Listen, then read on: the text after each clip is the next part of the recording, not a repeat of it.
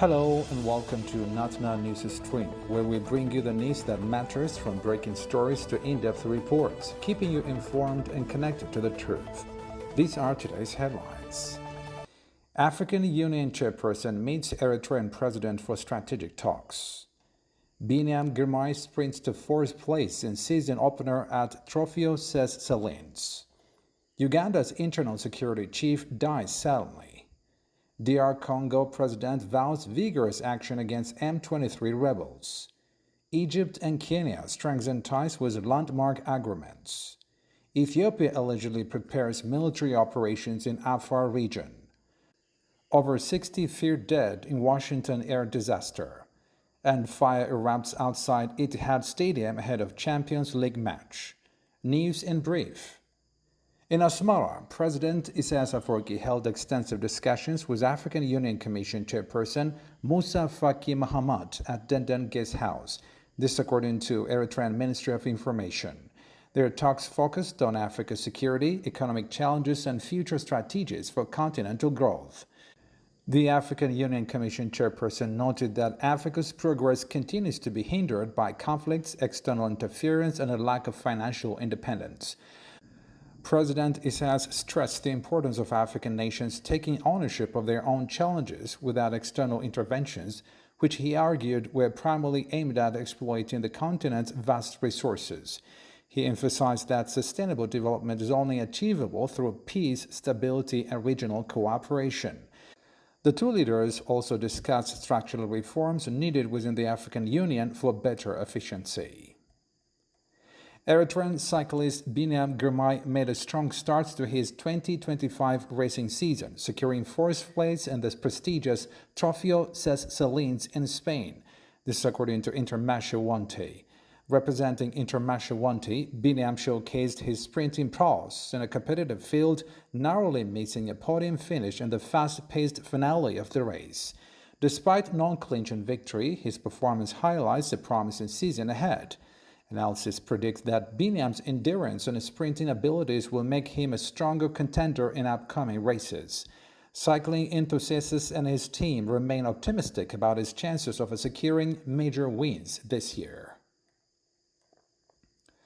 Brigadier General Charles Oluka, Director General of Uganda's Internal Security Organization, passed away today, suddenly, after collapsing during evening prayers at his home. This is according to independent.co.ug. The cause of death remains unclear, though reports indicate he had been active at work until the late afternoon. Colleagues and government officials have expressed shock and sadness over his passing. Oluka, who was appointed in 2020, playing a key role in coordinating intelligence operations in Uganda. Under his leadership, security forces cracked down on criminal networks across the country. His unexpected death leaves a leadership gap in Uganda's security sector as authorities prepare to appoint his successor. President Felix Tshisekedi has pledged to restore government authority in Eastern Democratic Republic of Congo, where M23 rebels, allegedly backed by Rwanda, have captured the city of Goma and are advancing further south. This according to AfricanNews.com.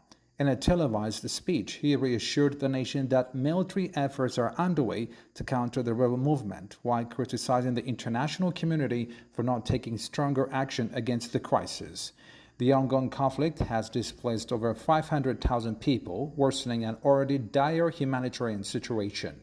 An East African Regional Summit called for dialogue, urging DR Congo to engage with all stakeholders, including armed groups. However, Tshisekedi remains firm in his stance against direct negotiations with the M23, insisting that only Rwanda must be engaged on the matter. Kenyan President William Ruto and Egyptian President Abdel Fattah al-Sisi signed 12 strategic agreements in Cairo, aiming to enhance trade, investment, education, technological, and collaboration. This according to the AfricanNews.com. The leaders also discussed regional security concerns, including the ongoing crisis in Gaza. President el-Sisi firmly rejected any proposal suggesting the displacement of Palestinians from Gaza into Egypt, emphasizing Egypt's commitment to regional stability and a two-state solution. The bilateral agreements between Kenya and Egypt mark a significant step towards stronger economic and diplomatic relations between the two nations. Reports indicate that Ethiopian Prime Minister Abiy Ahmed is shifting military focus to the Afar region amid a declining influence in Tigray and Amhara. This is according to Natna News Stream. Sources suggest that Abiy is using the region as a training ground for anti-Eritrea military provocations, raising concerns about potential conflict escalation. Opposition groups warn that hosting anti-Eritrea militants under the guise of political opposition could lead to devastating consequences for the Afar people. Analysis urged the Afar community to resist any involvement in military conflicts, warning of a possible new war front that could destabilize the region further. A catastrophic mid-air collision between the American Airlines region jet and a U.S. Army Black Hawk helicopter has left over 60 people feared dead. This is according to Al Jazeera. The crash occurred near Reagan Washington National Airport with a jet plunging into the icy Potomac River. Authorities are conducting a large-scale rescue and recovery operation. Fire officials confirmed that 28 bodies have been recovered so far, making this one of the deadliest air disasters in recent U.S. history. Investigations are underway to determine the cause of the collision as aviation experts question air traffic control protocols and the busy airspace. A massive fire broke out outside Manchester City's Etihad Stadium just hours before their crucial Champions League clash against Club Brugge. Emergency responders swiftly arrived at the scene and managed to bring the blaze under control. The fire, which ignited at the merchandising stand near the stadium's entrance, led to the suspension of a scheduled unveiling ceremony for Manchester City's January signings.